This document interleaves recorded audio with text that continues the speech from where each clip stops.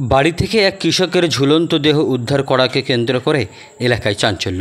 পরিবারের প্রাথমিক অনুমান, মানসিক অবসাদেই আত্মঘাতী হয়েছেন ওই ব্যক্তি। ঘটনাটি ঘটেছে রবিবার রাতে হুগলির খানাকুল বিধানসভার অন্তর্গত অমরপুর গ্রামে। মৃত ব্যক্তির নাম উত্তম দলুই, বয়স আনুমানিক ৪৭ বছর। পরিবার সূত্রে জানা গেছে, এদিন পরিবারের সদস্যরা দেখতে পায় বাড়ির ছাদে সিঁড়িতে ঝুলন্ত দেহ তার। খবর পেয়ে ঘটনাস্থলে গিয়ে পৌঁছায় খানাকুল থানার পুলিশ। উত্তম দলুইকে উদ্ধার করে চিকিৎসার জন্য হাসপাতালে নিয়ে গেলে চিকিৎসকরা তাকে মৃত বলে ঘোষণা করে। এই ঘটনায় এলাকায় ও পরিবারে নেমে এসেছে শোকের ছায়া। মৃত ওই ব্যক্তি পেশায় চাষবাসের কাজ করতেন। বাড়িতে স্ত্রী ছাড়াও রয়েছেন এক ছেলে।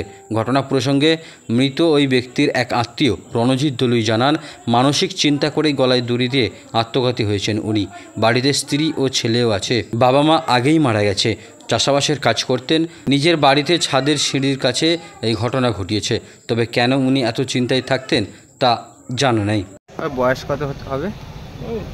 46-47। কবে মারা গেছে? কালকে। কি হয়েছিল একটু বলেন।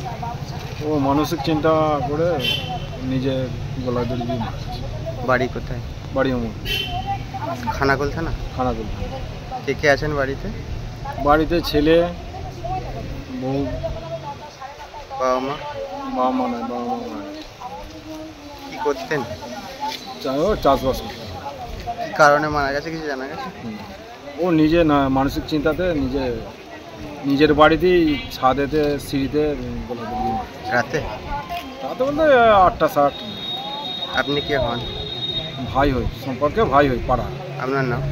রণজিৎ দলুই।